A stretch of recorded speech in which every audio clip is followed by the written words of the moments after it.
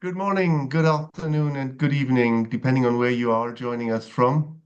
Welcome to this webinar organized by the OECD Trade and Agriculture Directorate, where we'll be discussing agricultural policies in the Asia-Pacific region, innovation for sustainable productivity growth.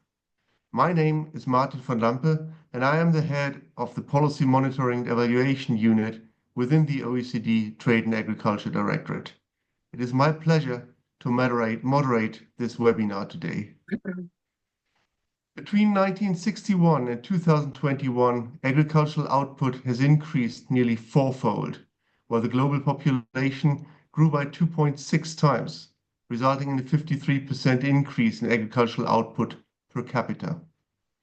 Most of the growth in agricultural production was achieved by raising productivity rather than expanding resource use. Encouraging innovation has been recognized as critical for fostering sustainable productivity growth. Different approaches are emerging to increase agricultural productivity, whilst at the same time reducing negative environmental externalities and enhancing environmental and social contributions to the sector. However, the growth in global agricultural productivity has slowed. Significant reform or reorientation of support towards general services, including well-targeted investments in innovation, will need to be made to boost robust and sustainable productivity growth. This year's Agricultural Policy Monitoring and Evaluation Report assesses the role of agricultural policies in this context. The OECD has long been engaged in measuring and assessing the support provided to agriculture, and our annual Agricultural Policy Monitoring and Evaluation Report now covers 54 countries, representing 3/4 of global agricultural value added. The agricultural support provided in these countries is significant, and we'll hear more about that later today. And the question is whether the support provided is helping the sector to promote innovation for sustainable productivity growth. At the OECD meeting of agriculture ministers in November 2022, ministers and high representatives of 42 countries, as well as of the European Union, jointly agreed to take action to achieve sustainable productivity growth consistent with SDG 2.4 and to invest in research, innovation, and extension services that can facilitate sustainable productivity growth and offer climate change mitigation and adaptation solutions. This webinar looks at agricultural policies in the Asia-Pacific region and addresses the question of how these policies can help agriculture to feed the growing world population, whilst at the same time reducing pressures on natural resources. Achieving the balance between productivity and sustainability by exploiting synergies and managing possible trade-offs between these objectives is at the heart of innovation for sustainable productivity growth. We're very fortunate to have an exciting lineup of speakers today from the OECD, the Japan International Research Center for Agricultural Sciences, JIRCAS, the Asian Development Bank Institute, as well as a distinguished panel of policymakers and experts from across the region, coming from Indonesia, New Zealand, Thailand, and Vietnam, will provide the perspectives and experiences in designing and implementing policies to address these challenges. All this should provide ample input into the open discussion which we hope to have at the end of this webinar. I would also like to acknowledge the many participants joining us from around the world. We're very keen to hear from you throughout this event. Please type your questions into the chat and we'll do our best to address them during the open discussion at the end of this webinar. Finally, please note that this webinar is being recorded and will be uploaded on the OECD Trade and Agriculture Directorate's YouTube channel after the event. Now, we have a full agenda with a range of excellent speakers today, so let's get started. And let me first give the floor to Roger Martini and Gibran Puntekai. Roger is a senior agricultural economist, and Gibran is an agricultural economist in the OECD's Agriculture and Resource Policies Division. They will present an overview of the key findings of the latest OECD Agricultural Policy Monitoring and Evaluation 2024 report. Roger and Gibran, please go ahead.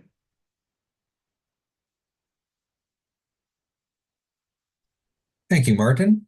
Hello, everyone. I'm here to give you, as Martin said, a bit of a background on what is in this latest version of our monitoring report. Can I have the next slide, please, Brad? So the Agricultural Policy Monitoring and Evaluation Report has been around for a long time, and it's a compendium document. It contains a lot of information about the policies in OECD member countries and other partner countries who participate in the report. So we gather information on the types of policies they have, the way those policies have been changing, and the amount of spending that is going into those policies. We do that based on our producer support estimate database, which is a system that we have developed that measures and classifies support according to the way it is implemented. Now, it has a number of components.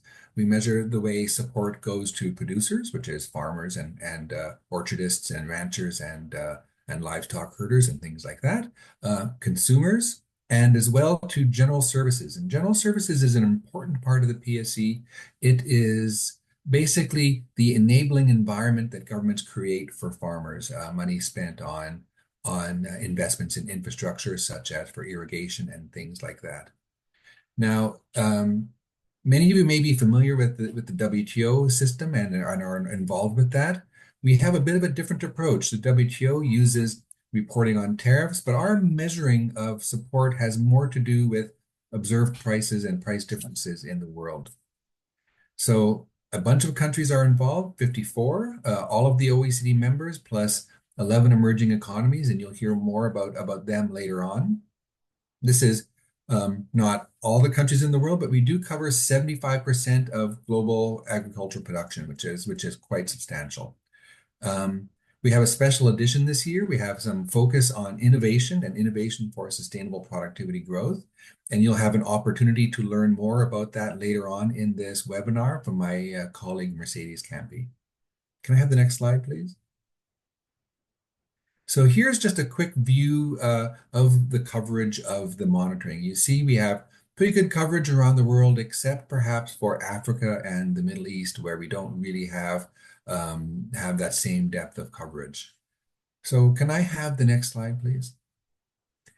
Now, what we observe in this year's monitoring report is that there's been a lot going on in the world around agriculture that has affected agriculture. And governments have been taking action sort of proactively to help their farmers be more resilient and, for example, adapt to climate change or be resilient to trade disruptions. And their policies have also been reactive, for example, in offering compensation to farmers who have faced hardship as a result of a price shock or some other crises that has affected them. Now, we see at the OECD, for all of these crises that have happened, innovation is part of the solution, and governments doing more to help with innovation can really help farmers be more resilient and adaptable in the face of these challenges. Can I have the next slide? So agriculture support in the 54 countries that we measure in the report reached 842 billion US dollars per year on average between 2021 and 2023. Most of that support goes to farmers, 629 billion of that, about 100 billion to general services. Those are those enabling policies that I mentioned, and 107 billion to consumer support. Now, some of the support is actually what we call negative market price support, which is in essence, governments taxing their farmers or lowering the prices that farmers receive for their products compared to that which they would have done otherwise. Examples are Argentina and India, which have policies that restrict export opportunities for farmers, for example. But otherwise, the majority of support that goes to producers is in the form of market price support. So that's where governments take action to increase the prices farmers receive for their products by taking measures at the border. And there's a number of different ways they do that. But again, the way we measure that is observing the domestic price in the country compared with a border price, the price that is relevant at the border of that country. Now, other important forms of support to producers are input payments, so such as reducing the cost of fuel or fertilizer, and payments that can be based on area, animal numbers, revenue, or farm income. We call that A, AN, R, and I. You may see that term a few times if you take a look at the report.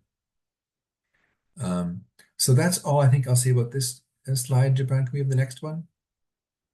Now, in terms of trends, that 842 billion that I mentioned is close to a peak. It's not exactly the highest number we've seen, but it's high relative to the series in the past. And you can see here that support evolution over time has been increasing in nominal terms. So this is not a real dollars calculation. This is nominal dollars. So some of this is simply inflation.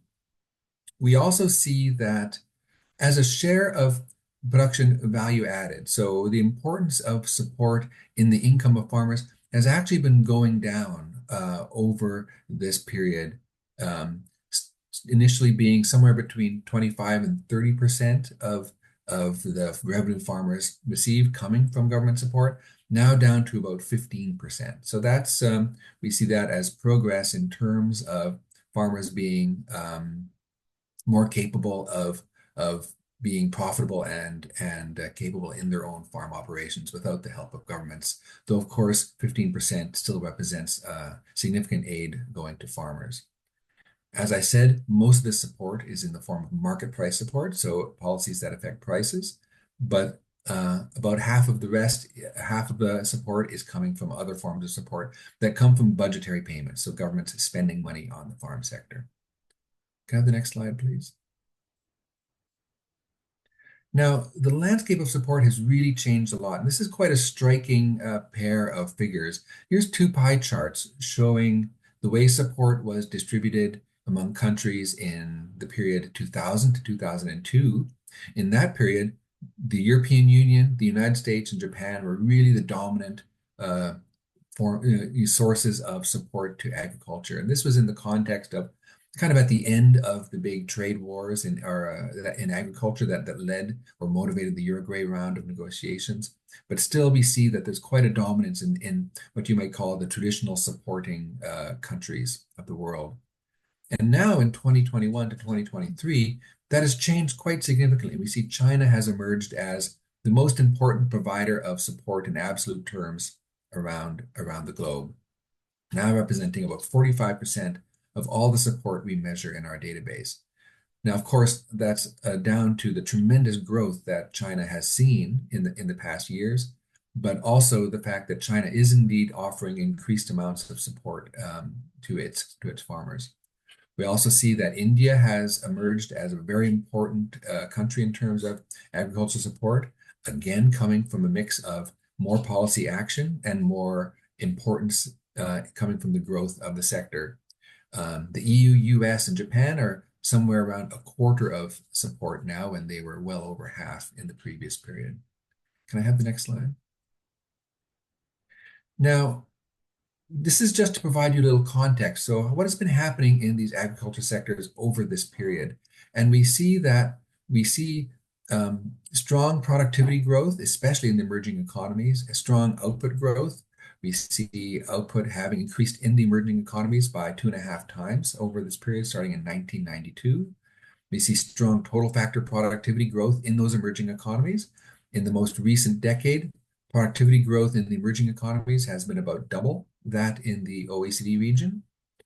We see, along with that rapid growth, we see an increasing environmental pressure in emerging economies, typically, where we see a higher surplus of nitrogen, higher surplus of phosphorus, higher greenhouse gas emissions.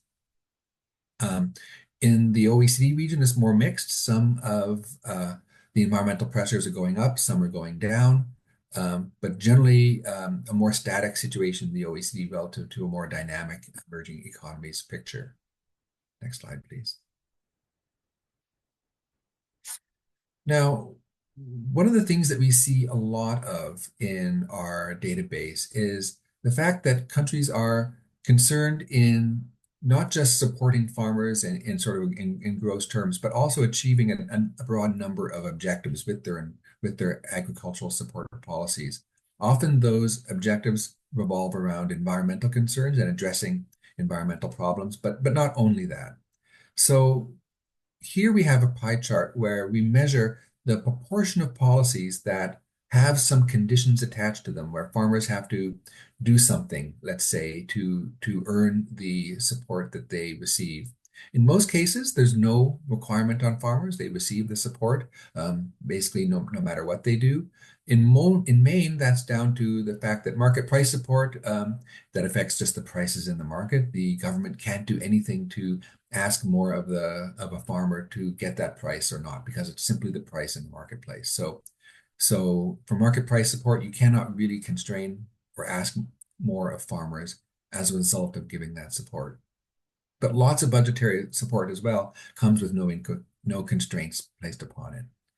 We see that about 20% of the value of support has some kind of a mandatory constraint. Now, mandatory sounds quite strict, but what we mean when we say mandatory is that it's a requirement for farmers to be following the laws or regulations that are applicable to them. So in a sense, being good citizens in terms of obeying the law as a condition of receiving support. The more proactive or active forms of constraint are what we call voluntary environmental constraints, where a farmer has to make a decision to opt in to participate in the program. And in exchange for participation, they get some compensation. So this can be agri-environmental schemes that we see in Europe, farmers volunteering to alter their farm production to be more environmentally friendly, more sustainable, and things like that. We see about 4.7% of all support is of that kind, where farmers proactively agree to take actions in return for the compensation that the program provides. Now, other reasons for that kind of policy action other than environment are pretty small, having to do with animal welfare and other things, only about 0.4%. Have the next slide, please. So the OECD has been studying environmental policies and agricultural policies for a long time, and we have some recommendations that we feel are important to help countries do better in making sure that their farm sectors are competitive and efficient, and that farms have the greatest opportunity to participate in the global system of trade. So those are to phase out the potentially most distorting forms of support. Support like market price support tends to change the way producers support. They produce in response to the incentives that the policies are providing, rather than what the market is telling them to do. So we think getting rid of those distortions is a healthy step for agricultural sectors.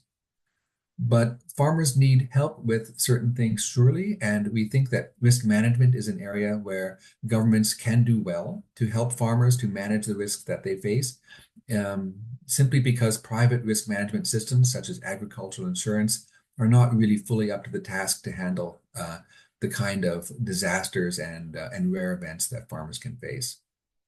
And finally, we suggest that governments reduce the amount of support that they provide that has low transfer efficiency. Now, what do we mean by that? When transfer efficiency is low, it means that the government is spending a lot of money in terms of the budget they're allocating to these policies. But at the end of the day, the farmers receive only a very small amount in their pocket, and the rest is lost to other actors in the value chain, maybe the producers of fertilizer or the suppliers of farm machinery, things like that, or just lost to other kinds of inefficiencies in the way that the support is provided. So we find that the type of policies that are highly efficient are those that are not connected directly to production, but provide a more of a fixed payment to farmers based on well-defined characteristics. So can I have the next slide, please? And that's the end of my section. Gibran, it's over to you.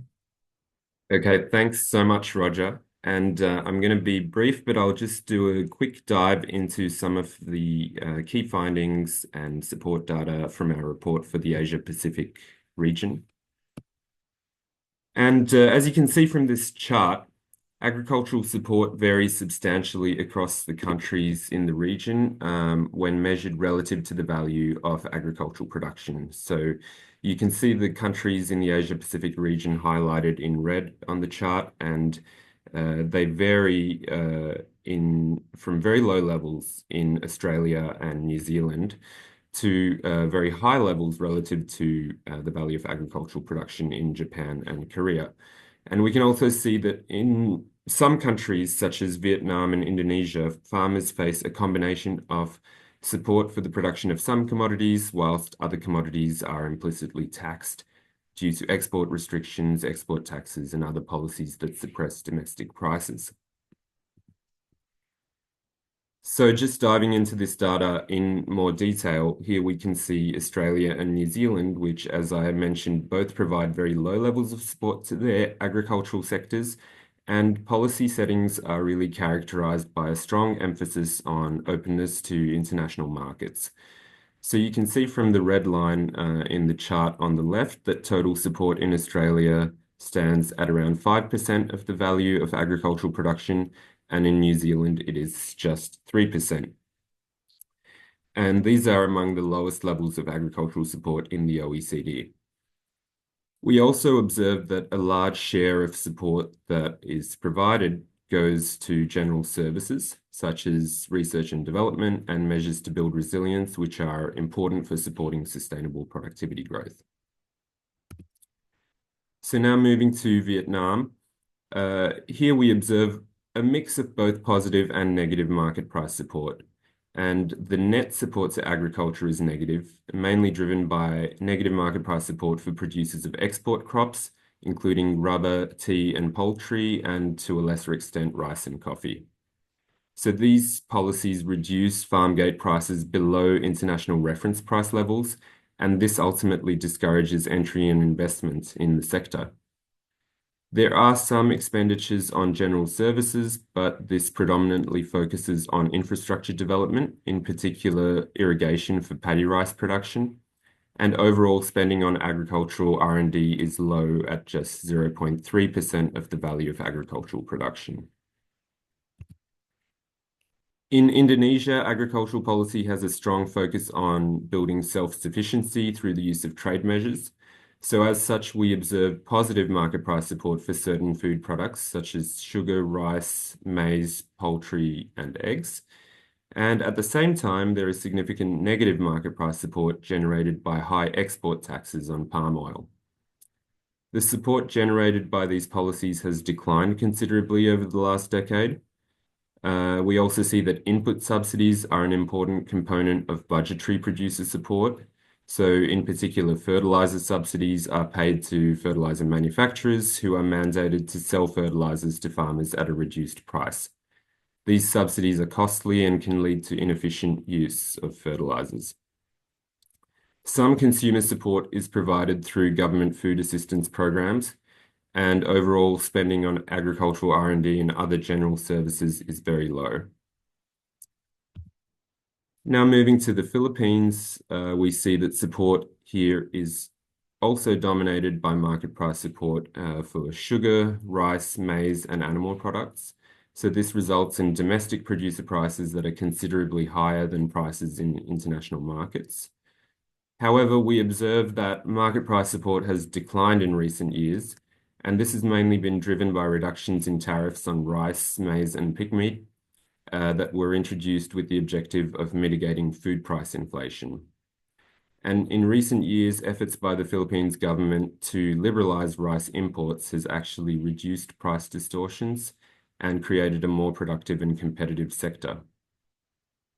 In addition, the support for general services amounts to 4% of the value of agricultural production, and this includes investments in infrastructure, rural roads, and agricultural innovation.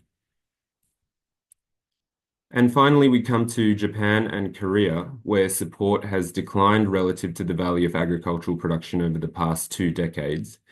However, support in these countries still remains amongst the highest in the OECD at about 50% of the value of agricultural production. And now I'll just say a couple of words about the general services support estimate. So we see that expenditures on general services, which includes R&D and innovation, infrastructure, and inspection and control, continue to represent a small and declining share of transfers to the agricultural sector. These investments are key to fostering sustainable productivity growth and addressing other food systems challenges. And here again, we see that expenditures on general services measured relative to the value of agricultural production vary significantly across the Asia-Pacific region. They are highest in Japan and Korea, although infrastructure represents a large share of these expenditures, especially in Japan. And support for general services is also above the OECD average in the Philippines.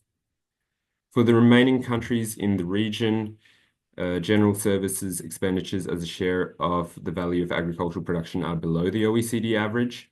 In Australia, there is a strong emphasis on R&D and innovation, which accounts for more than half of general services support, while in New Zealand, spending is split roughly evenly between R&D and inspection and control. In Vietnam, expenditures on general services are low and, as mentioned previously, are mostly concentrated on irrigation infrastructure spending, and Indonesia has the lowest expenditures on general services in the Asia-Pacific region. So finally, and this is my last slide, I just wanted to note that we also find that the growth in R&D and innovation expenditures has slowed significantly in recent years. So in many countries, spending on the agricultural innovation system has either declined or stayed constant relative to the value of agricultural production. And this suggests that opportunities to foster sustainable productivity growth are being missed. And to turn this around, it'll really be crucial to reverse this trend and rather increase public expenditures on agricultural R&D. So that's all from me, and I'll pass it back to you, Martin. Thanks very much. Thanks so much, Roger and Gibran, for this presentation. I'm sure some of you may already have some questions on what you've heard, so please do type them into the chat so we come back to them during the open discussion. I'll straight hand over to our next speaker, Mercedes Campi. Mercedes is an agricultural economist in the Agriculture and Resource Policies Division at the OECD Trade and Agriculture Directorate, and she'll speak about innovation for sustainable productivity growth, lessons for the Asia-Pacific region. Mercedes, over to you, please.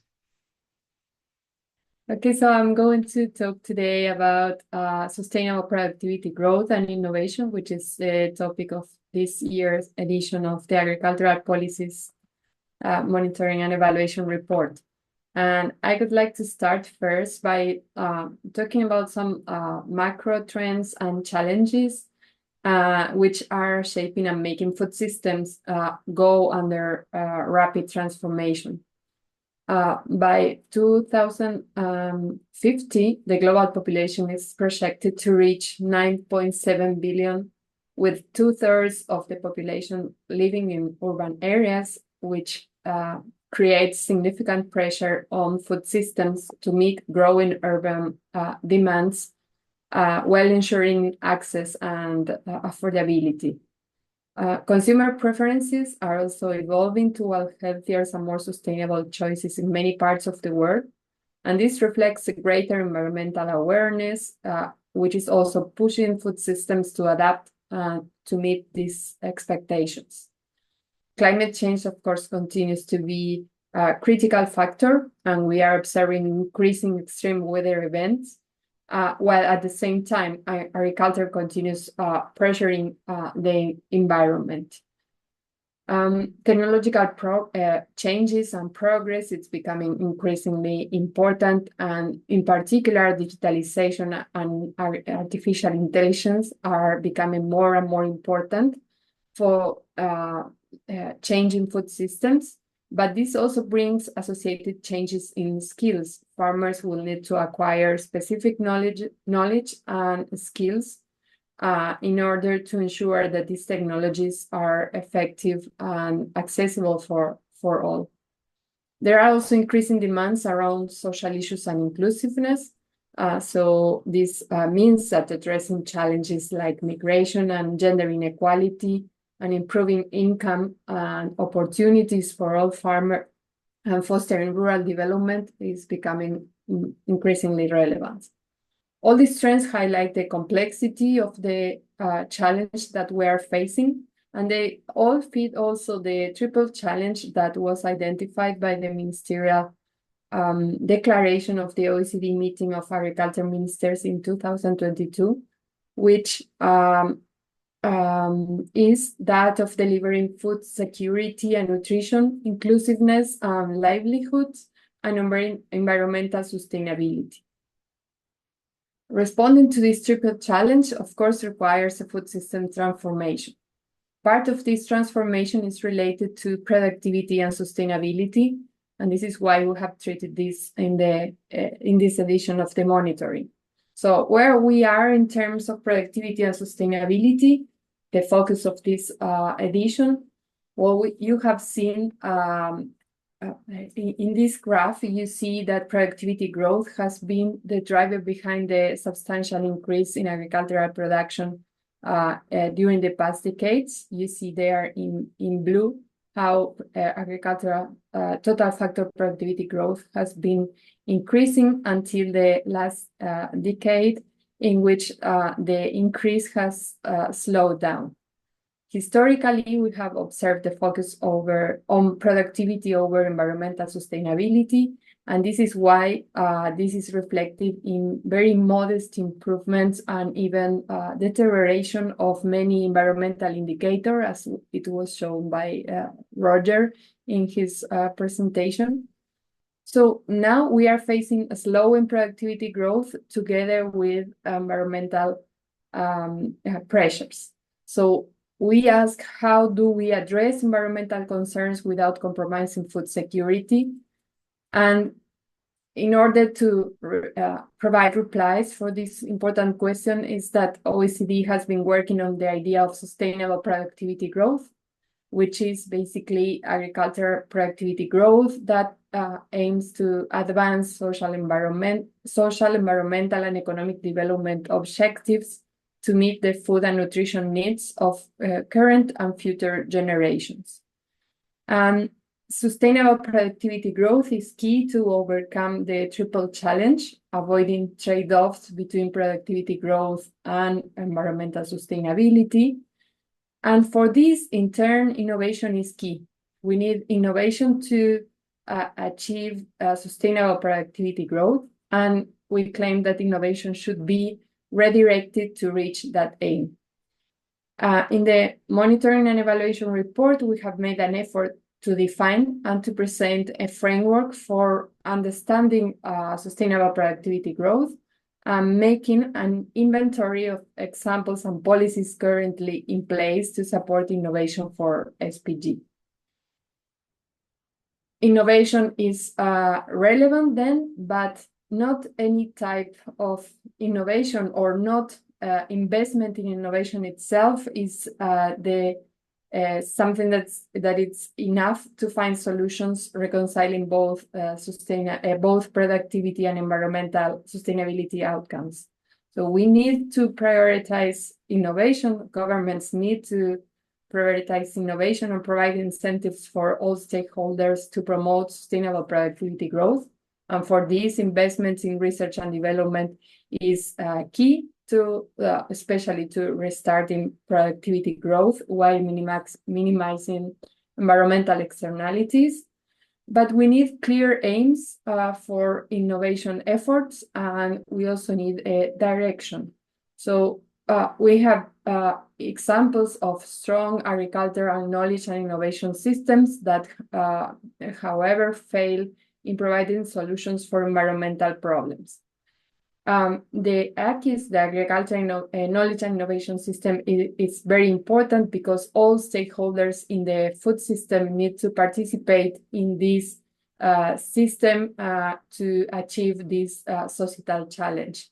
For this, governments should be aligning incentives of all these stakeholders, and we need cooperation and coordination among all the actors of the agricultural knowledge and innovation system. Governments can also help by creating enabling conditions. We discussed this in our report, in the framework that we present in the report, and we claim that there are a variety of actors that have relevant roles to play in fostering sustainable productivity growth. And it's going to be the result of all these different actions made by actors that are going to lead us to sustainable productivity growth. For example, private firms in the agricultural sector as input providers are those that can provide more sustainable inputs for farmers to adopt more sustainable practices and technologies. Farmers will be able to experiment and adapt the processes and technologies to their situations. So we also know that achieving sustainable productivity growth will require cooperation and coordination among these sectors. And here is where it is also very important to align the incentives and of all these actors to make them work for sustainable productivity growth. So I will finish by discussing some of the recommendations or the conclusions that we have in this framework and in this chapter of the report. The main message is that we should make sustainable productivity growth a bigger part of the policy picture and provide a central role for sustainable productivity growth. But there are also challenges and areas for improvement despite the diverse efforts that we have identified in the report. There is something very important is the lack of measurable targets. Many countries lack these measurable targets for SPG, which impacts monitoring progress. So governments should be able to set clear objectives for sustainable productivity growth strategies and measure the results they get. They should also identify and address environmentally harmful measures, and instead of these, set aims that are aligned with sustainable productivity growth. Governments should also provide more ambitious support, but this support should be directed to environmentally sustainable production practices. And in general, innovation should be targeted towards improved productivity and environmental performance. Thank you very much. I'll leave again the floor to Martin. Thank you very much, Mercedes. We'll now hear from Tadashi Yoshihashi, project leader of the Biological Resources and Post-Harvest Division in the Japan International Research Center for Agricultural Sciences, JIRCAS. Dr. Yoshihashi will deliver a presentation titled A Nature-Based Solution for Fertilizer Use Reduction Using Biological Nitrification Inhibition. Dr. Yoshihashi, you have the floor.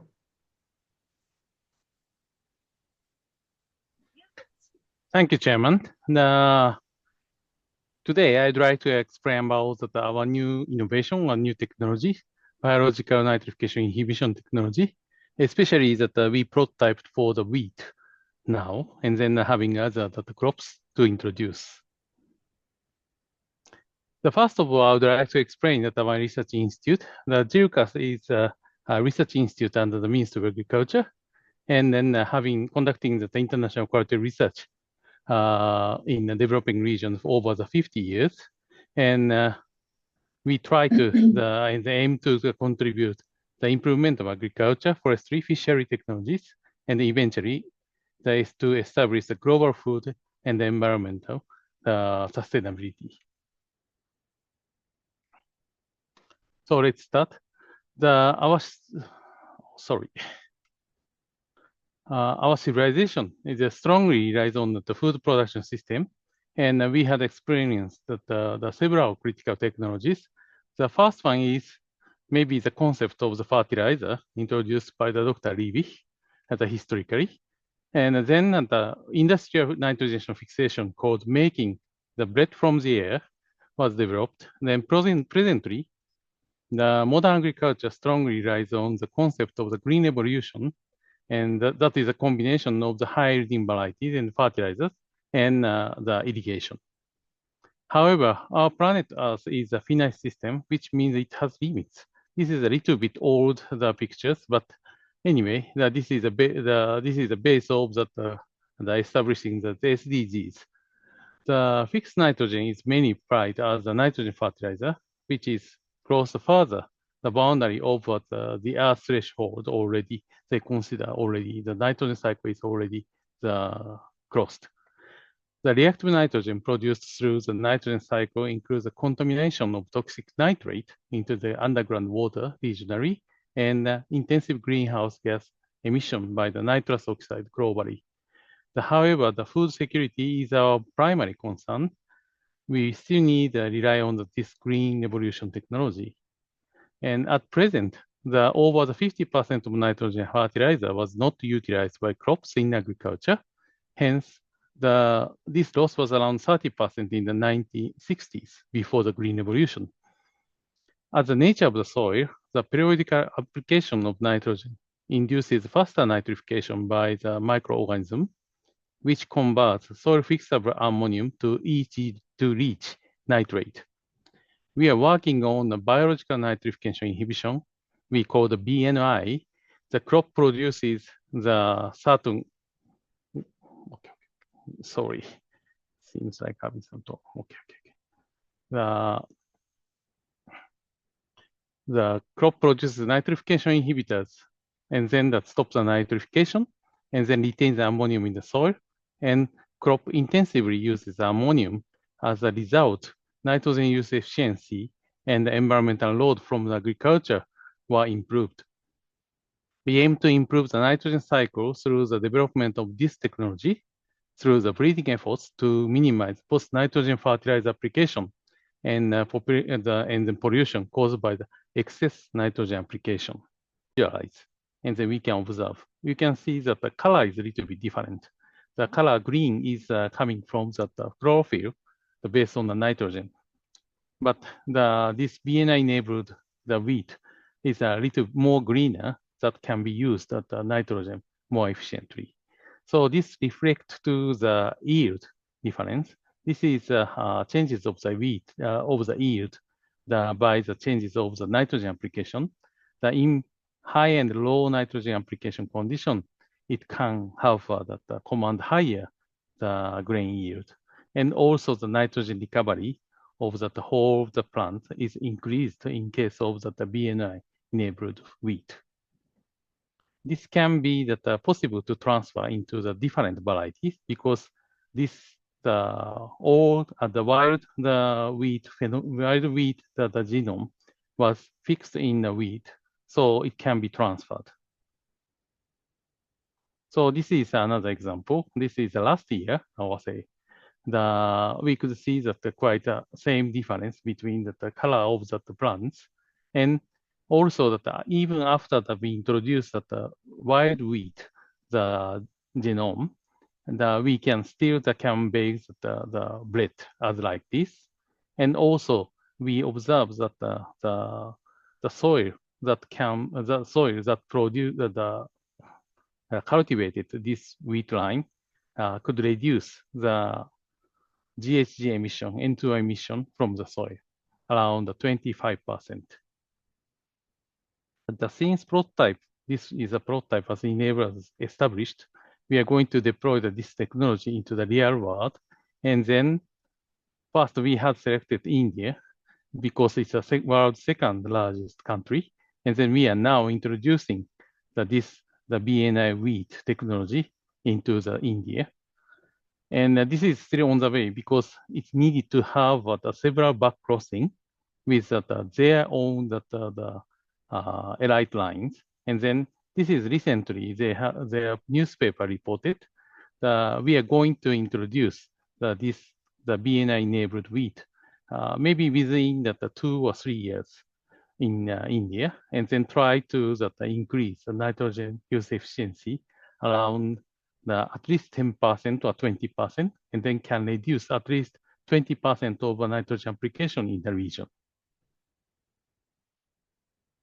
Also, we had the research fund coming from our ministry, MAF, and then working in Nepal. Since in Nepal there is less their own local varieties, instead the CIMMYT-based variety was introduced and then produced in there. So we are trying to substitute this CIMMYT variety into the BNI-enabled version. Recently they introduced the Borog 2020 that is equivalent to the Borog 100 of the CIMMYT varieties.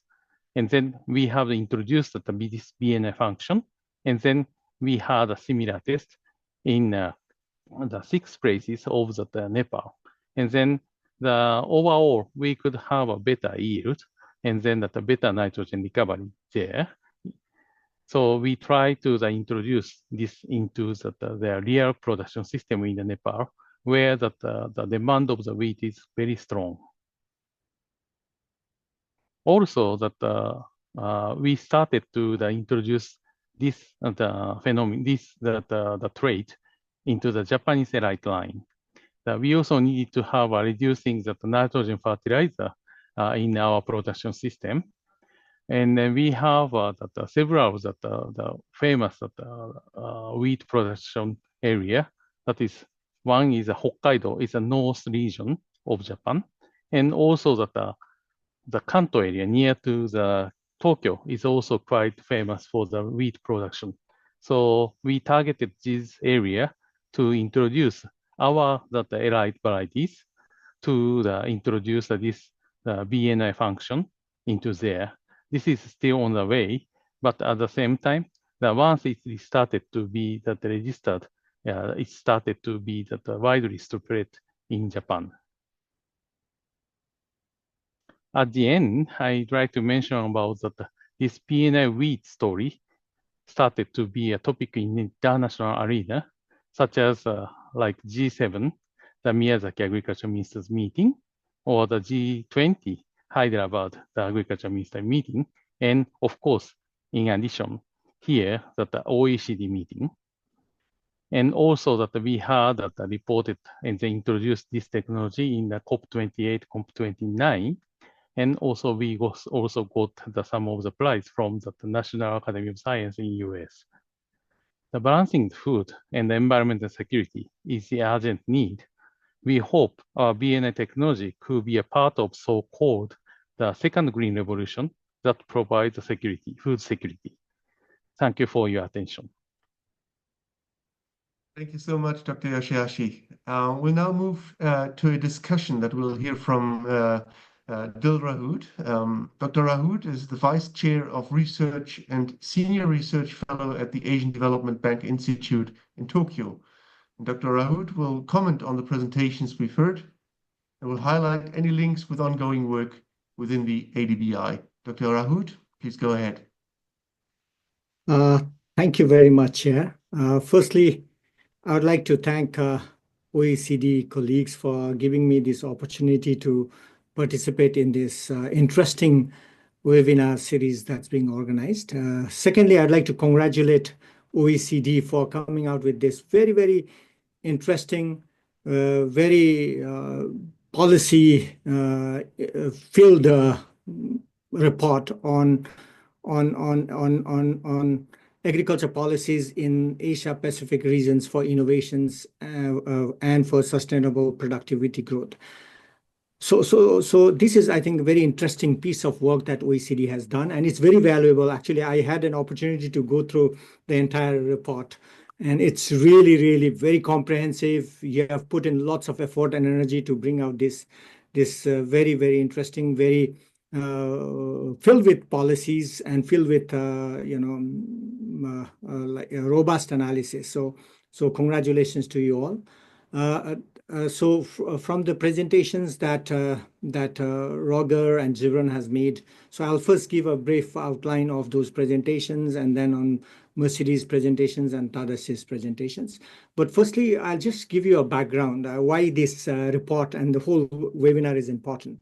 If you look at globally, I think compared to 1960s, 1950s, we have made a significant progress in terms of food productions. We have seen that we were going through famine, so much of shortage of food. We have really like the entire production system has increased by almost like 3-fold times. All like whether it's food or fruits or oil. We have made a very great, remarkable achievement. That's one. And second thing is that I would like to say that most of this growth in productions has actually come from Asia. Asia has been the significant contributor to the growth in agricultural productivity.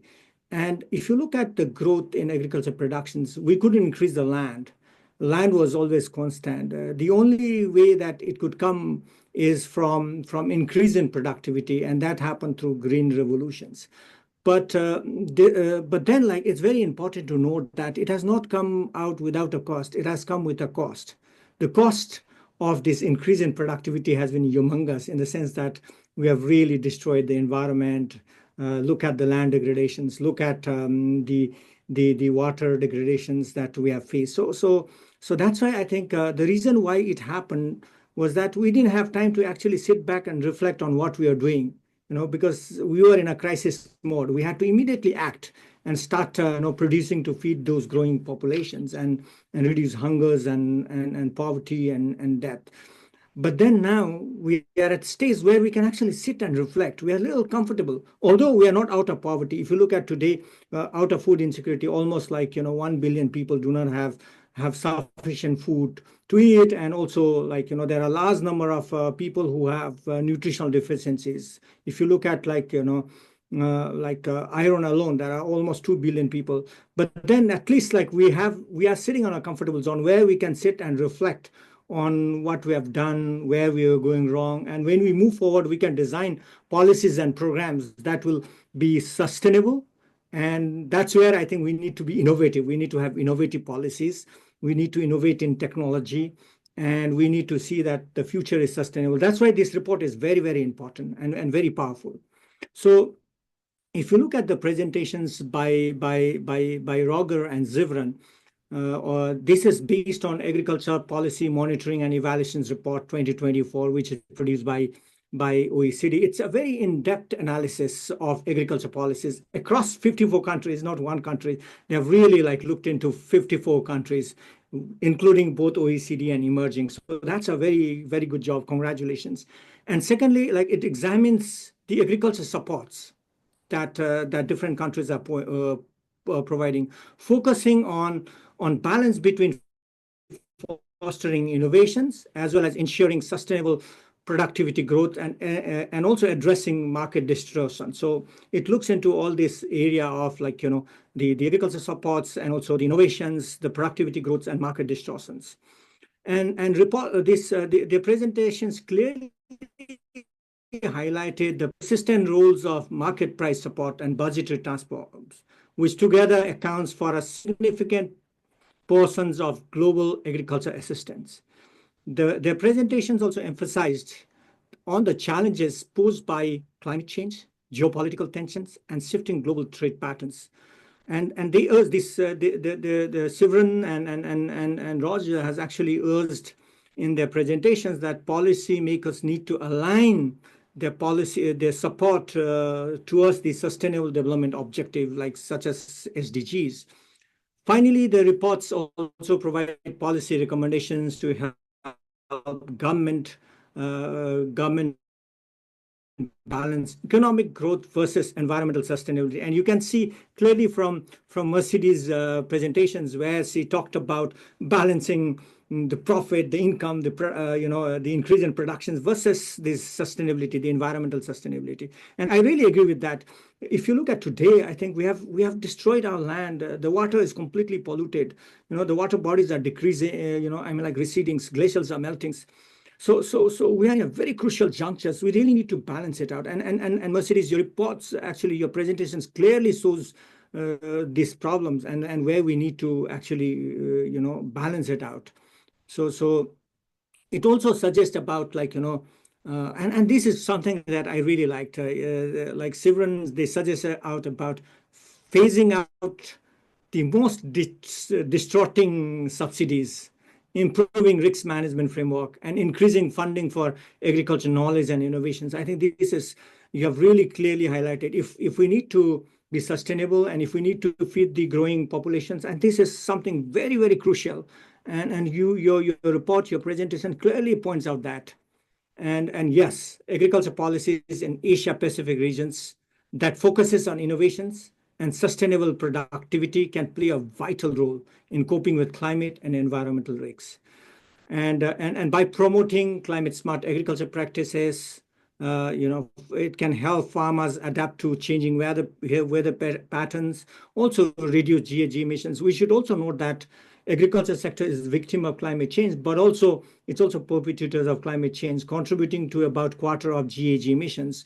So therefore, I think we need to the climate smart agriculture within the agriculture sector should be able to help reduce GHG emission and also enhance soils and water conservations. Governments in developing countries are increasingly supporting precision agriculture, drought-resistant varieties, and agroforestry to mitigate adverse effect of climate change. Additionally, policy that encourages adoptions of renewable energy in the farming sector, such as solar power, irrigations, bioenergy, can further contribute to environmental sustainability. So throughout the presentations by Roger,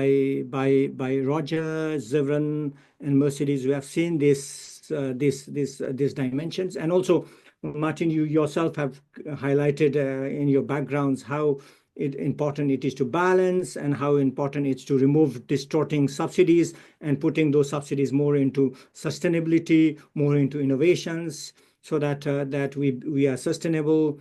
We are also able to feed the growing populations.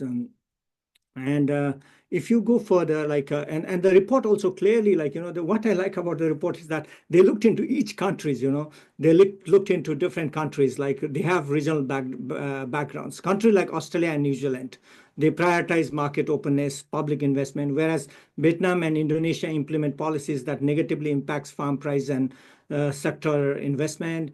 And Japan and Korea, despite reducing support, still maintain high level of agriculture aid, accounting to about 50% of their agriculture production value. So that's very, very nicely highlighted.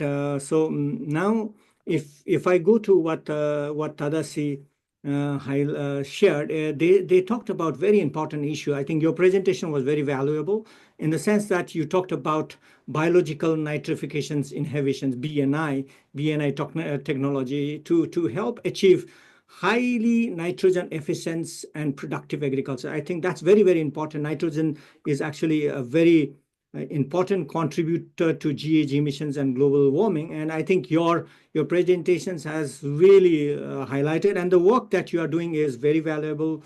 And I also see that you're collaborating with CG centers, and I think CG centers are on the ground.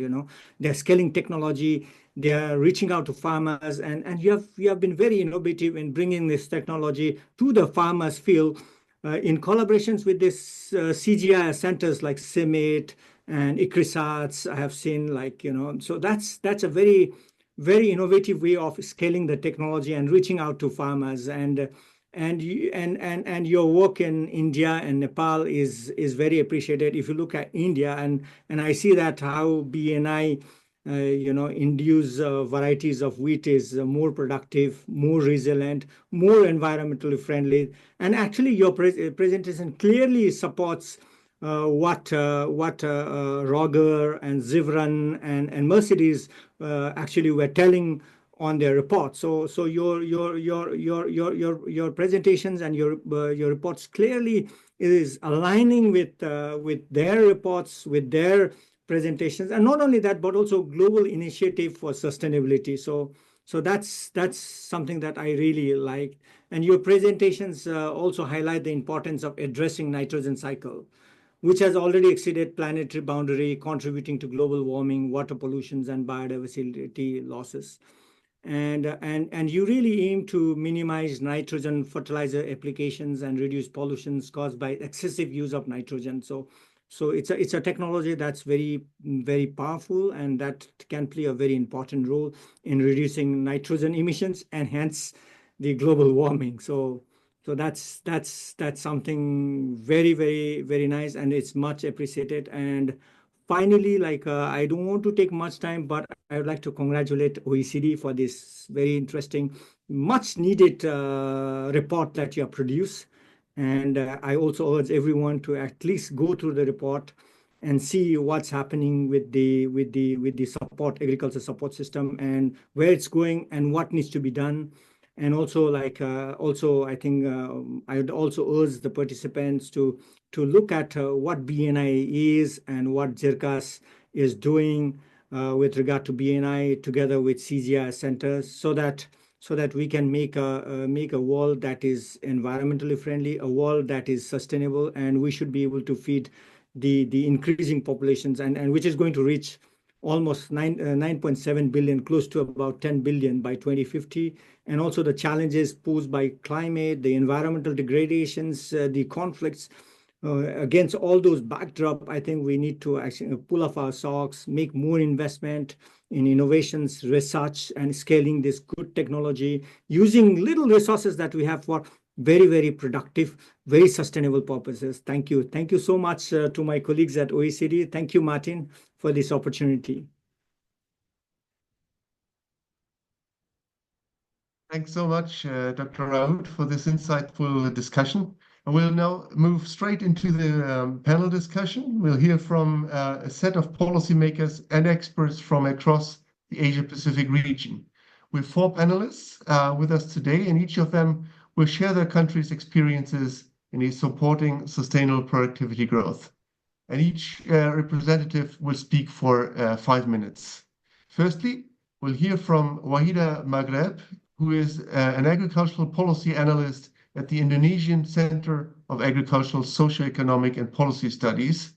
And Wahida, please go ahead. Okay, thank you very much, Martin. Thank you for the opportunity. Hopefully you can hear my voice clearly, right? Very well. Okay, okay. So I guess, having similarity and hearing, all the presentation, and also, same with the previous speaker, we would like to congratulate OECD as well to compile everything, because we are the team who prepare everything from Indonesia perspective. So I guess the ensuring food production availability is a major concern for every country, including our country. However, as mentioned earlier, and it keeps popping that we, Indonesia, in similarity with other countries, also experience a lot of global disruption.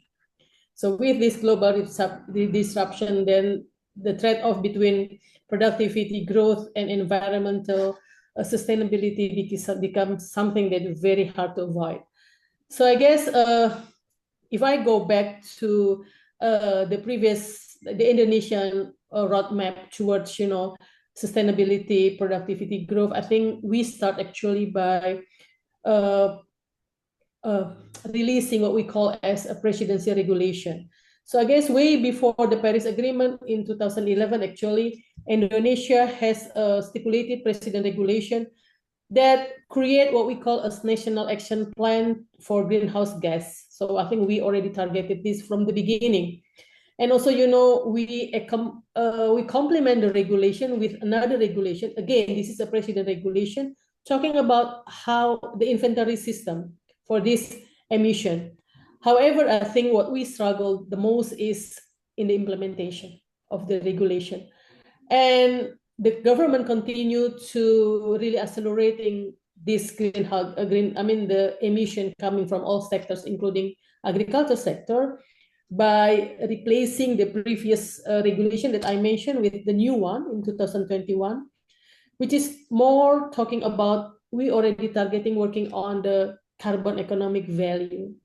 Again, this is the tools that will help Indonesia to achieve a national determined contribution target and also control of the greenhouse gas emission. In line with that, there is a lot of efforts, collaboration with international donors as well.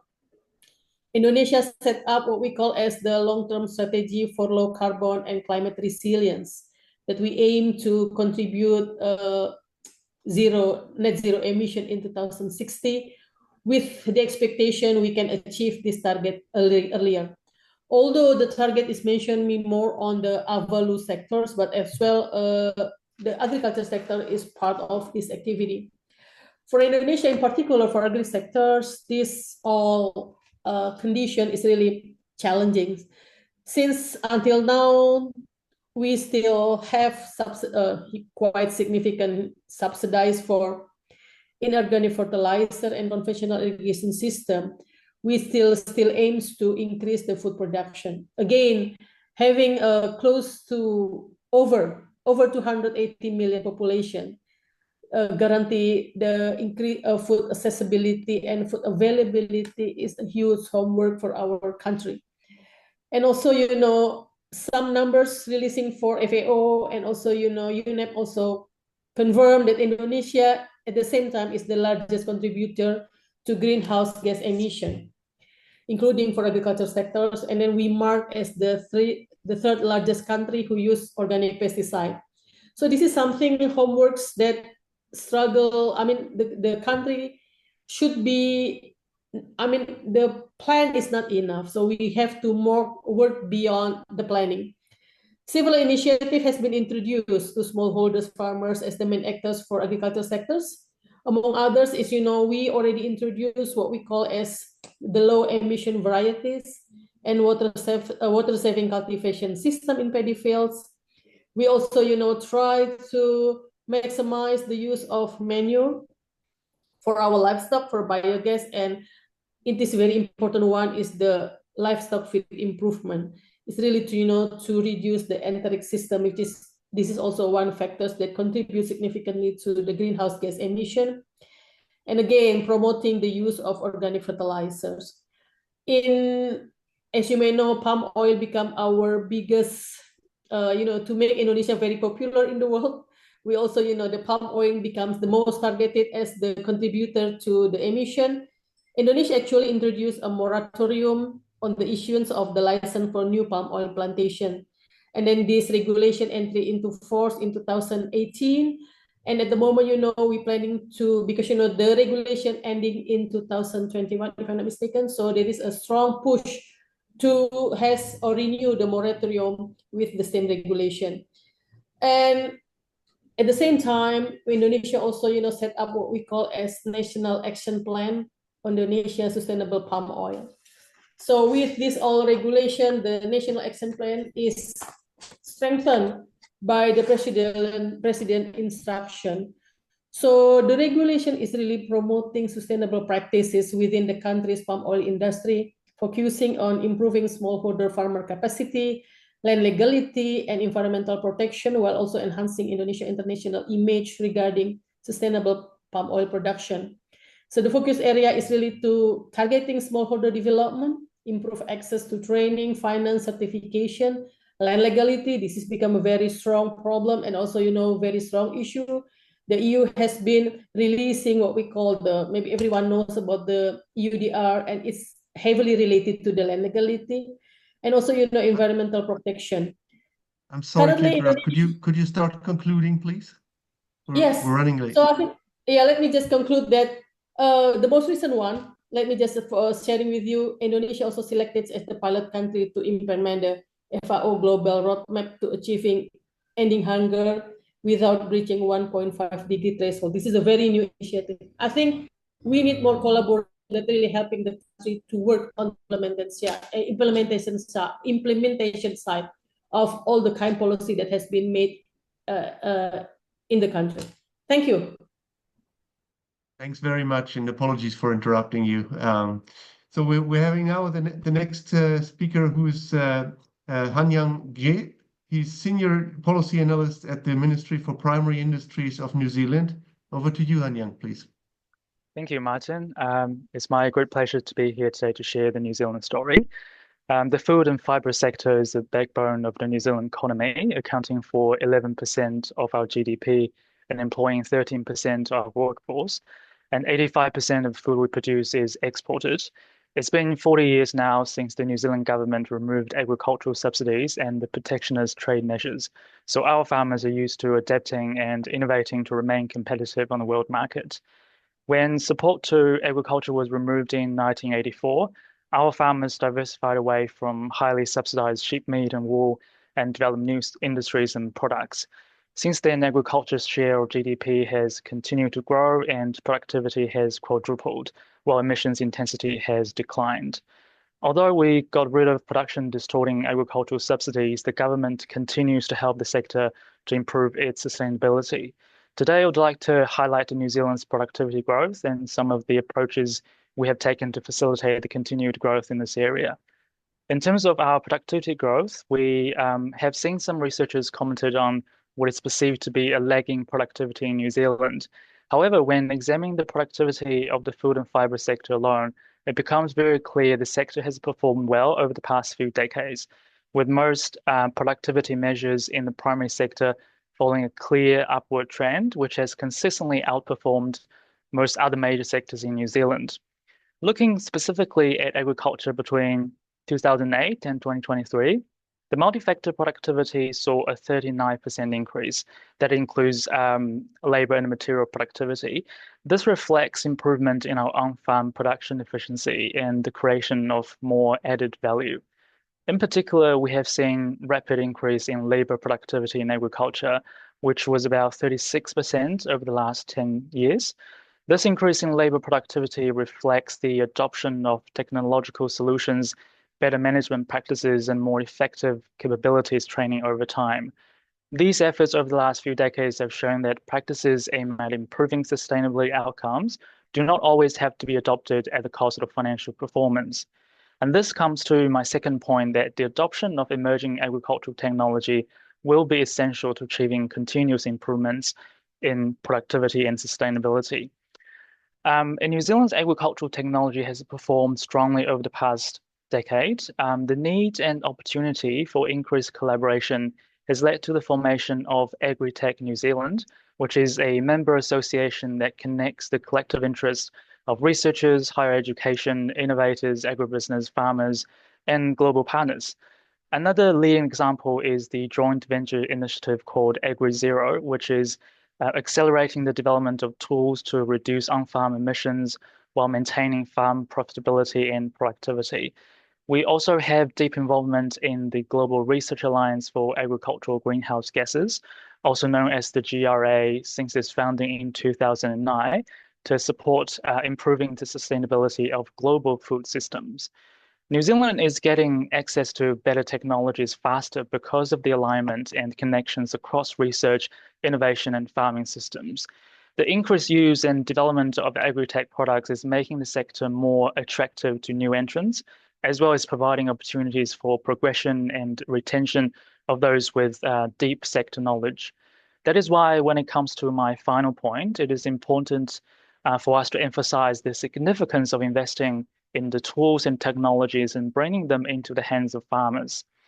As the latest monitoring evaluation report has shown, and also speakers have presented earlier, between 2021 and 2023, support to the agricultural sector in the 45 countries covered has reached $842 billion per year on average. What is also highlighted in the report is that in a time when increased food production is needed to feed a growing global population using less resources, agricultural productivity growth has actually been declining. Trade distorting and environmentally harmful subsidies have remained largely untouched over the last few years, and global reforms have stalled. At the same time, spending agricultural knowledge and innovation as a proportion of support to agriculture has also been declining.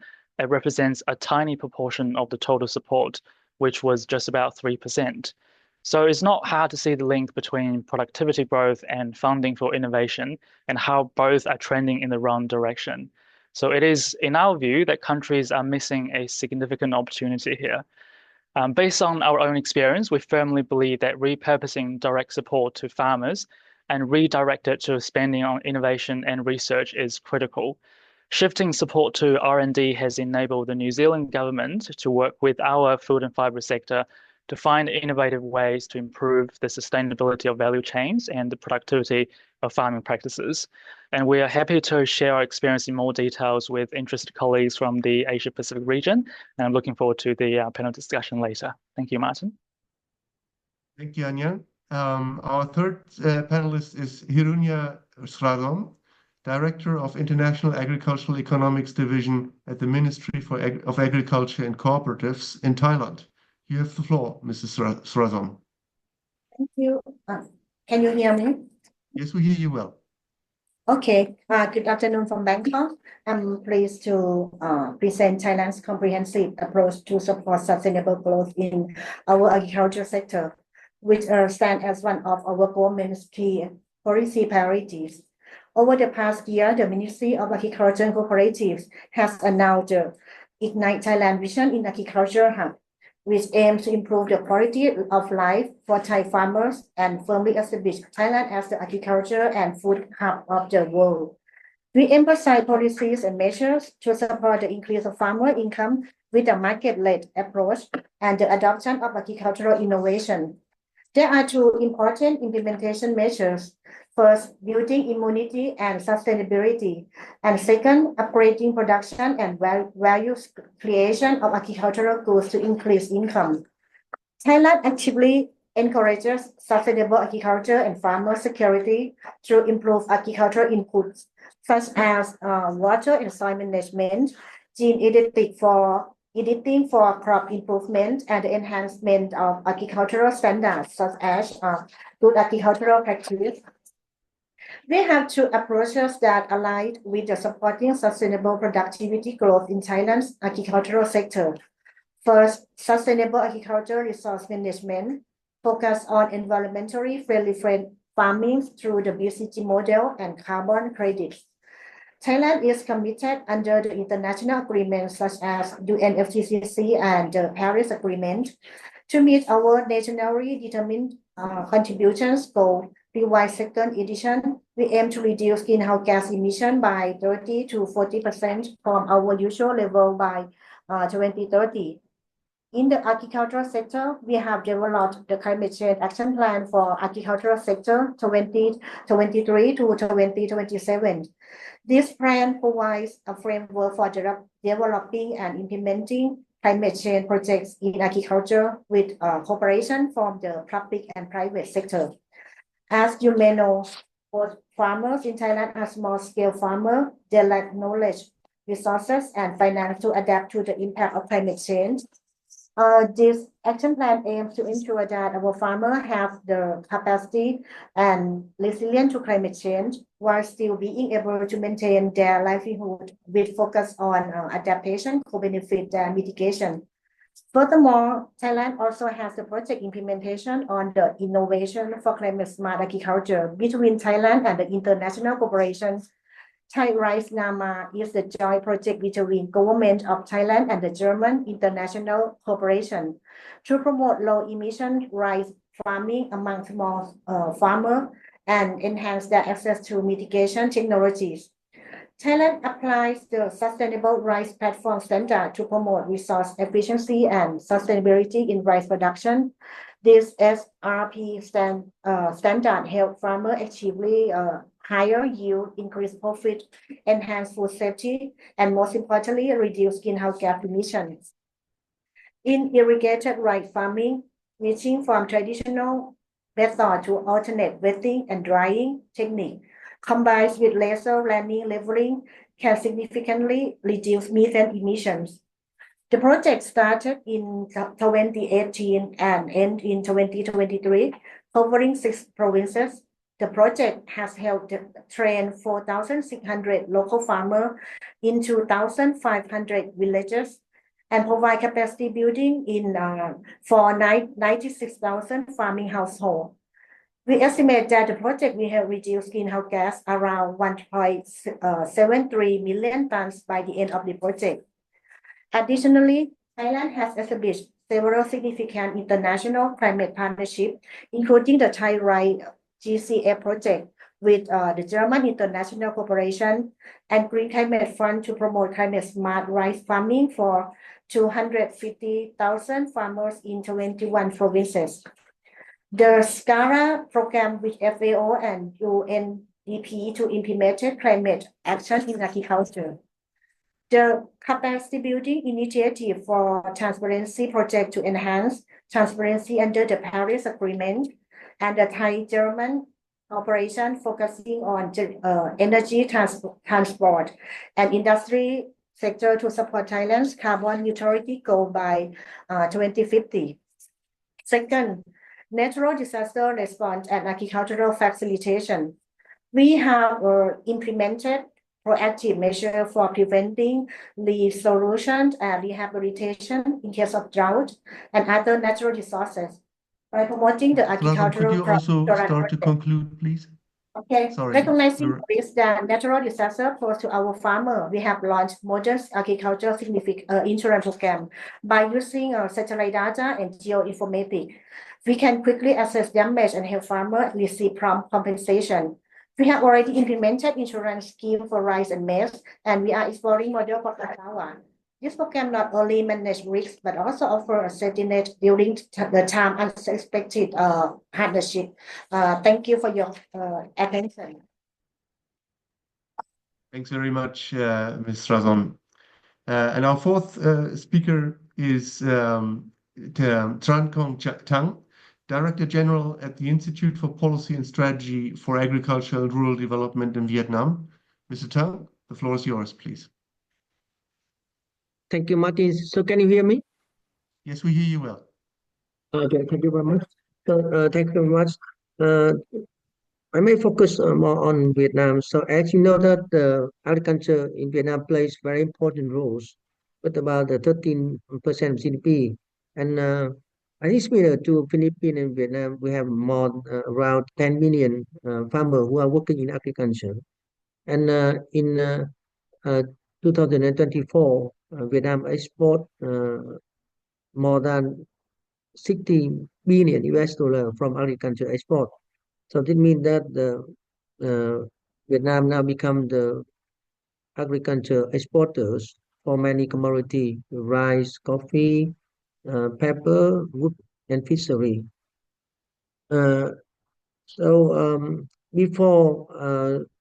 Before 2010, we mostly focus more on increasing the productivity, increasing the quantity. However, since the recent 10 years, we change. We try to change and moving to more greener agriculture and more sustainable. So there are some big policy program we can share with you. The first one is a very important program we call the Restructuring Agriculture Program in 2013. So this is a very important program we move from the quantity to the quality. We move from the increasing property to focus more on the value added and more sustainable. So with that program, we have a lot of the program, a lot of the policy to support the farmers to less use the fertilizer and train the farmer more sustainable agriculture practice. So that is a very important program. And the second strategy, very important, is the sustainable agriculture strategy. And we try to develop the agriculture to more the ecological agriculture and circular agriculture. So the strategy was approved by the Prime Minister in 2021. So that is very new. So in with the strategy, we also have a lot of program in which we also focus more on the sustainability and also the climate adaptation and mitigation. And also, I can share with you the third one document is very important, is the action plan, national action plan for responsible and sustainable food system. So in with the action plan, we are not only focus on the agriculture production, we try to develop the whole value chain and the food system, including the consumer, and we try to achieve the healthy diets. So that is also the very important the strategy for to more the sustainable productivity growth. And also the last but not least is the program to develop the cooperative and the value chain for the agriculture. So with this program, we try to reorganize the farmer, become the cooperative and farmer group, and we try to stimulate the contract farming between the cooperative with the active.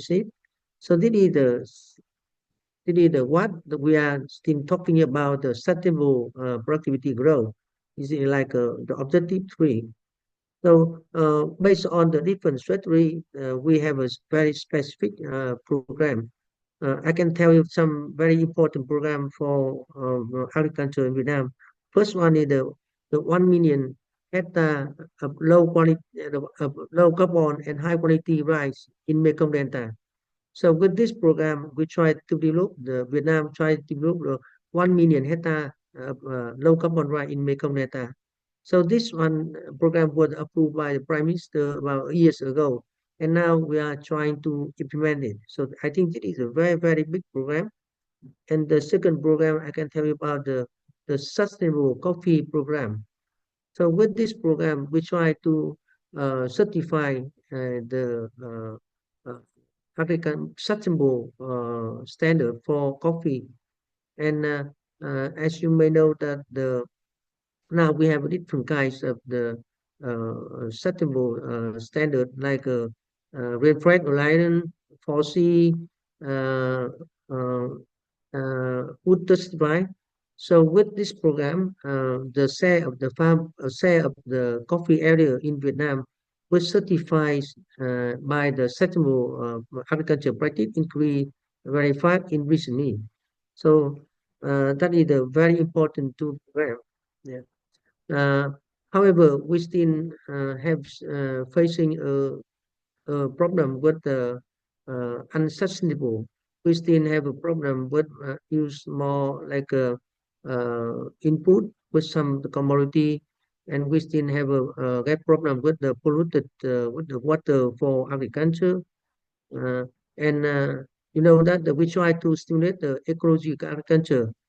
What the policy we can support it.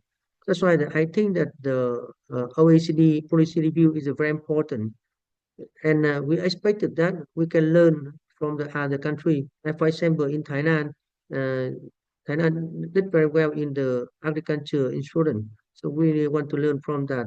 And also, like in New Zealand, we also have a very important and very good program for stimulate the sustainable productivity growth and the branding. That's why my conclusion is that I see that the OECD report is a valuable. However, if we can, outline more the workshop like that, and we can have something like report in the native language, so we can share with the policymaker, and we can know how we can apply it and how we can learn it for Vietnam. So thank you very much for giving me a chance uh, to say something about the agriculture sustainable productivity strategy in Vietnam. And we hope that we can have more and more the workshop and the policy dialogue like that, so we can learn more from you guys. So thank you very much. Okay, thank you very much, Dr. Tang. We are a little late in our program, but I do see a few questions in the chat, and I want to address at least some of them. So let's maybe have one question that Tony Xu has raised in the chat. The report provides an excellent agricultural policy monitoring evaluation of more than half of APEC member countries, 12 out of 21. According to APEC Food Security Roadmap 2030, we emphasize private-public partnership, PPP, to enhance productivity growth instead of PSC only. Could you kindly elaborate on OECD position on PPP? Moreover, are economies PPP efforts included in the PSE or CSE or other measure? Many thanks. And I wonder, Mercedes, whether you might feel like responding to that? Yes, thank you, Martin. And the question is very interesting because private public partnerships are a very relevant tool that we had to advance in sustainable productivity growth, because this is a challenging objective for which we need the cooperation and collaboration of different types of actors. And private-public partnerships provides a way of sharing different types of capabilities that might differ between the public and private sector, for example, in terms of resources, but also in terms of innovation and technology. This also allows actors to share risks, and as such, the commitment of the different types of actors can be they can better commit to achieve this challenge. This also combined, for example, with mission-oriented innovation policies that have clear aims with clear time frames for achieving this type of challenges, I think are very relevant and interesting tools that we have. And I just wanted to add one more thing, because there is another question that is related to this one. Can I just reply to the following question, Martin? So the following question is that innovation in agriculture is important to ensure food security and environment protection. However, in the case of developing countries, the research and development investment in innovation is very low, for example, in Vietnam. So what could be the solution and recommendations for these developing countries? And the reason for which I wanted to bring this question is because I think private-public partnerships are one of the tools that developing countries have for increasing their investment or improving their innovation systems. And the reasons are the ones that I mentioned before, is that these allowed us to bring resources from other sectors, also including other actors. And this implies also making collaborations with other countries or consortiums, such as the case that we have seen in the presentation of the BNI WIT, in which we have resources from different countries, different types of actors and institutions. And I think that this is a very nice example of what you are asking here. Right, thanks very much, Mercedes. And we have a question that goes directly to Dr. Yoshihashi. The question is, your work on the BNI is very exciting. I have seen also much research on nitrogen fixing technology for crops. Do you think that these approaches can be complementary? How soon do you think we'll see BNI technology in the market? Dr. Yoshihashi, if you don't mind to respond to that. Okay. As far as I know, that the nitrogen fixation is only reported, or say only confirmed, only in the legumes, not the usual the cereal crops. But anyway, if the science has developed, and then that we could couple the nitrogen fixation with BNI, that is a kind of perfect set. But maybe it takes a long time. It's a kind of 10 years, the research target and so on. In addition, I would like to mention about the availability of the BNI wheat in the market. I personally hope that expecting that around 3 years, the time range, we can reach to the registrations, and that maybe leads to the social implementation in the Indian or the Nepalese farmers. Actually, in terms of India, the one of the drives to introduce this BNI technology is reducing their support to the nitrogen that they need to import from basically from the oil producing country. And then they spend a huge amount of the budget, they said. And then if we could reduce the 10% to 20% of the application, that will be a kind of the bonus for them. That is a case of the high nitrogen applied the condition. But in case of the Nepal, they have some support, but it's a less support from India.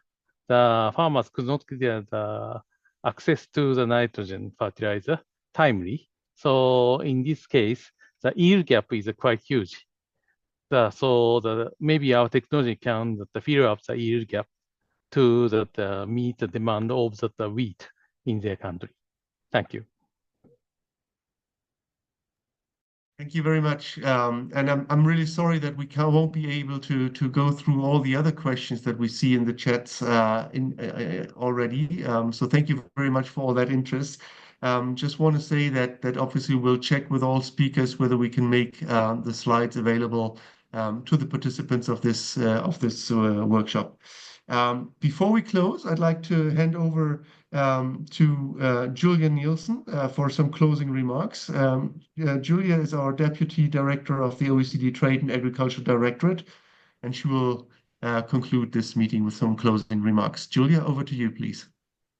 Thanks very much, Martin, and thanks to everybody for what has been a really interesting webinar. I always learn so much from listening to this. So, look, let me make a few sort of comments about what we've heard today. So, I think what we do see is that productivity growth has been a major driver behind the substantial increases in production and how important that's been for the sector over the past decades, but even more so going forward. This is going to be critical to meet the triple challenge of feeding a growing global population, ensuring livelihoods, and all doing so while reducing the sustainability impact of the sector. But we've also heard that while support in the sector remains very significant, the areas that we really want, the investments in general services, in particular R&D and innovation that underpins this productivity growth, are a small and declining share of support. So Gibran and Roger showed that the figures that we have vary significantly across the Asia-Pacific region, and we see that is going from 0.5% of the value of agricultural production in Indonesia all the way to 13% in Japan. But we also heard that it's not just about how much you spend, it's also about how you spend it.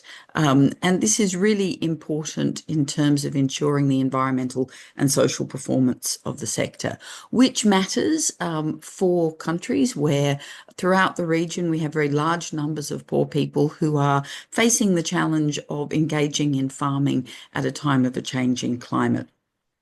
So what we've heard is that how you need to sort of approach the challenge of innovation is by having a comprehensive strategy, something that is focused on and sets clear objectives on sustainable productivity growth and measures results, but also aligns incentives. And that means addressing and reforming the support that pushes in the other direction of negative environmental impacts, but also encourages more sustainable practices.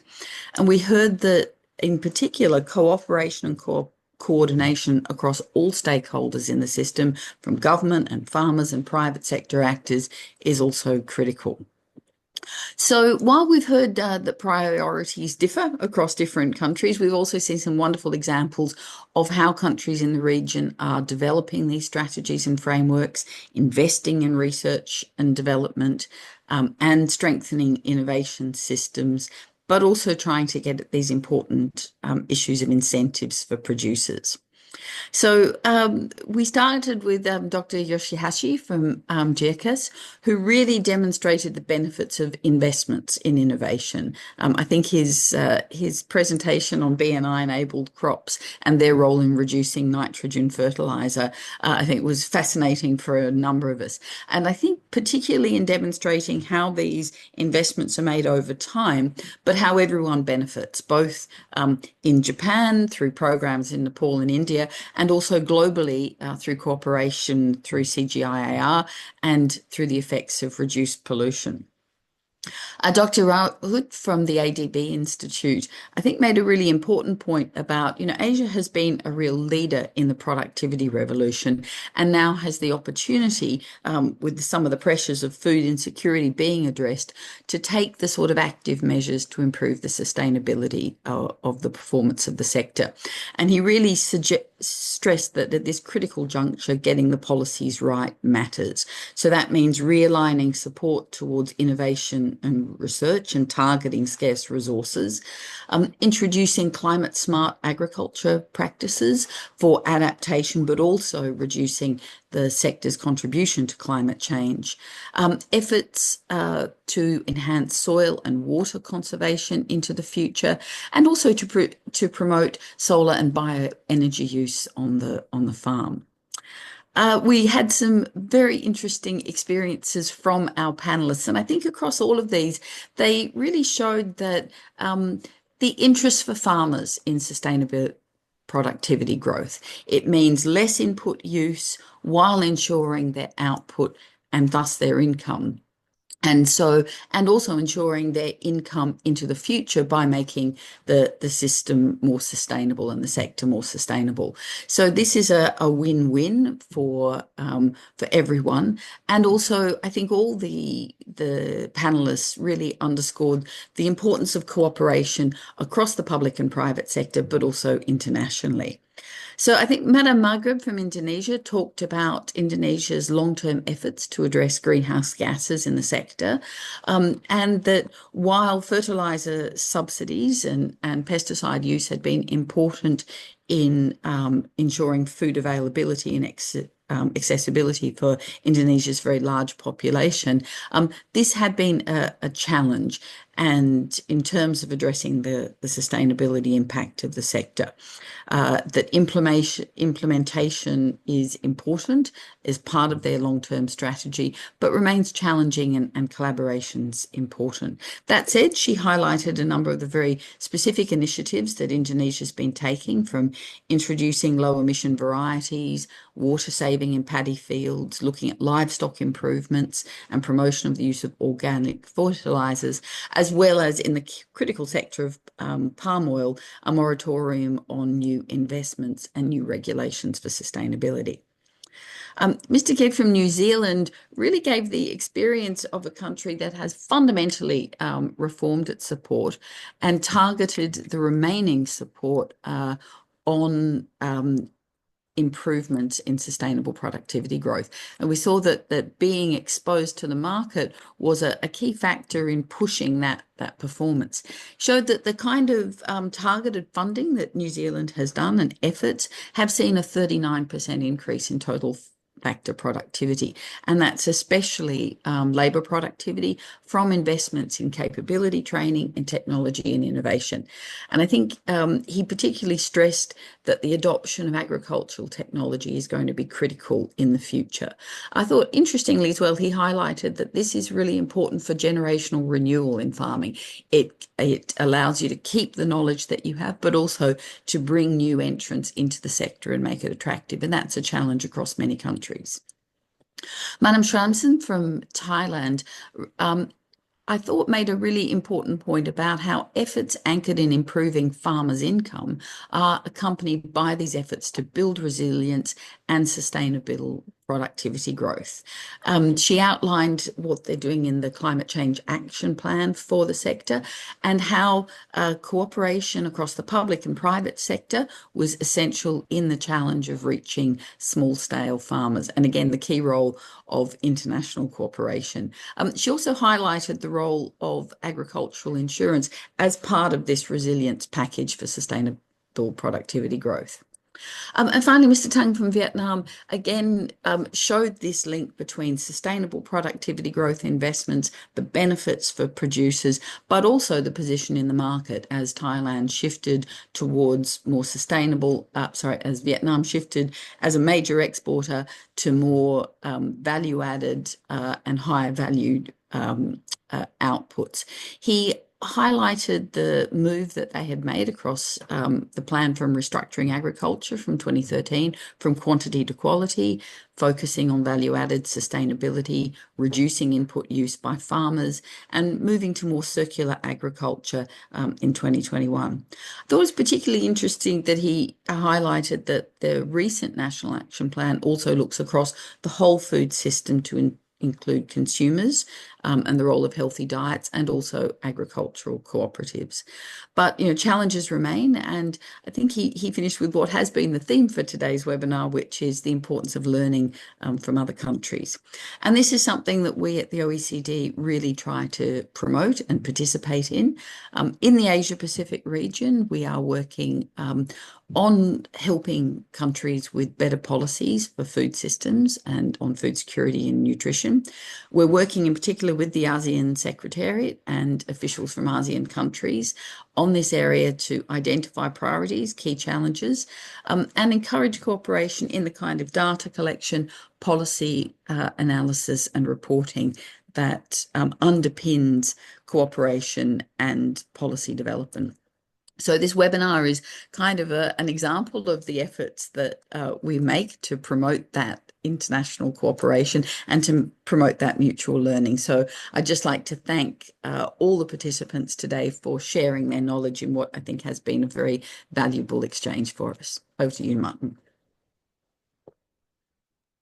Thanks very much, Julia, for those closing remarks. And with that, I'd like to close this event. I'd like to thank all of you for joining us today. I hope you've taken something with you, and I look forward to future collaboration with all of you. Thank you very much and have a great day.